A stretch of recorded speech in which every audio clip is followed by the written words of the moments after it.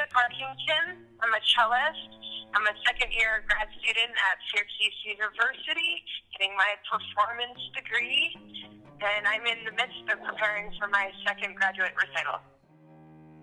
Formally speaking, I'm required by the university to put on a recital each year, basically just to show that I do perform in a basic way. For me, provide something different, to provide an interpretation of a piece that means something to me personally, and hopefully, if I'm convincing enough, it will get some message across to an audience. So that is my destination.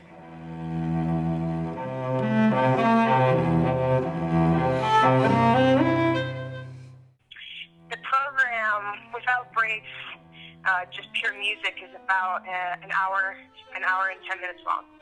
So for this recital, I will be starting with the Brahms Sonata No. 1 in E minor by Johannes Brahms, followed by a solo suite for unaccompanied cello by Marco Gisto, a current composer, and then I'll be ending the program with Shostakovich's Sonata for cello and piano in D minor, Opus 40.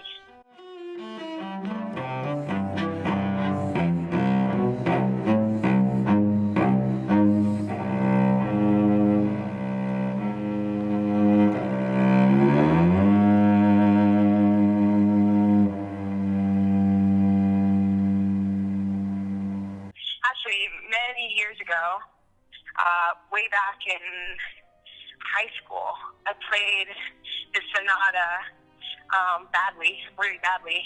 And when me and my accompanist were talking about different pieces we could play, we chose that. I fell in love with, and that was it.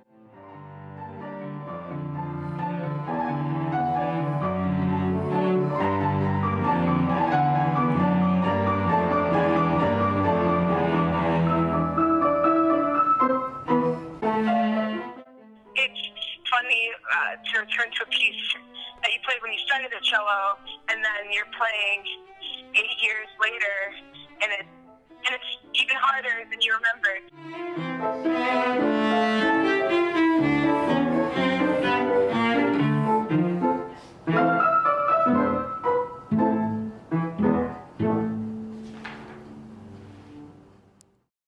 The last 2 weeks are, I think, exhausting ones. It's just hard work.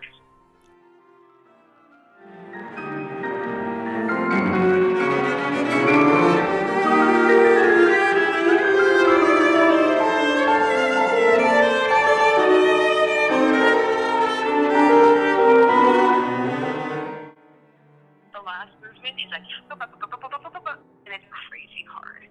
And I'm looking at it now, and I'm like, okay, let's take things literally half tempo. That's all you can do until it sticks.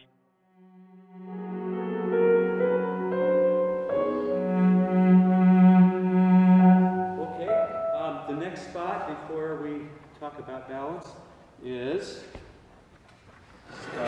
second movement, beginning. Second movement, sure. Beginning.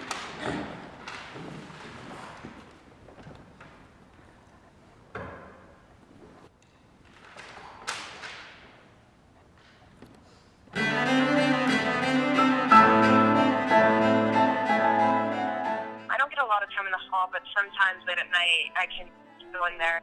Generally I practice in my studio, which is on the top floor of this giant castle-like building, but I also do a lot of practicing outside of the practice room.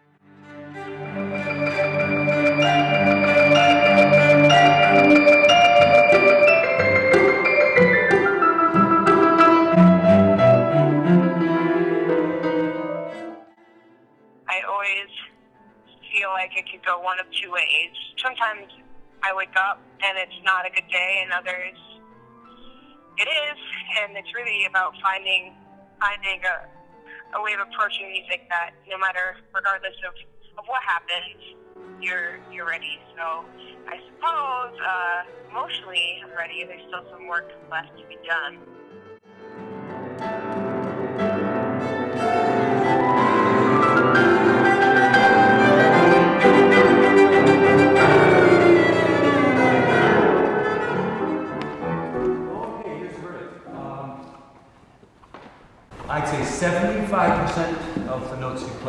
far, I cannot hear a sound from you. 75% of the notes you play, I cannot, or barely hear you. Yeah. So we're going to try a short step.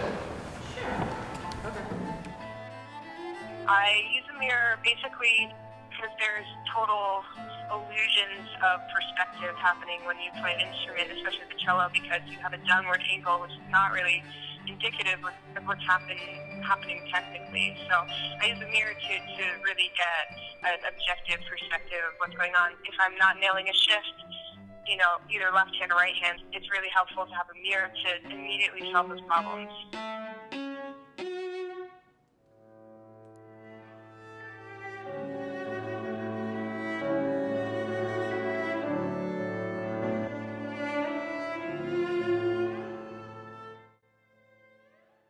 So when I practice, there's different things I think about. What fingering should I use here? What bowing should I use here? Is this going to work?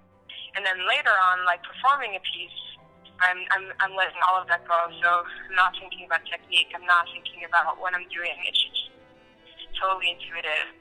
When I perform, I have to be so in the piece. I should be just totally engrossed in what the music is, what I think it's supposed to be saying. The day of my recital is different from any other day. Slow work, so warming up gently, either taking a walk or getting a haircut. Put the focus on me a little bit. I have a big family. I have 6 brothers and sisters, so I have 4 sisters and 2 brothers. So they rarely get to see me perform these days. They send me flowers, but even though they can't be here, they're thinking of me, which is really supportive and sweet. My dad is an avant-garde kind of musician, and he plays many, many different instruments. And my sister does a lot of rock and punk. And my mother loves bluegrass and gospel music. I feel excited. I'm proud of the level I've reached this year. Oh, I need to work on those last 2. Oh my gosh, I'm sweating.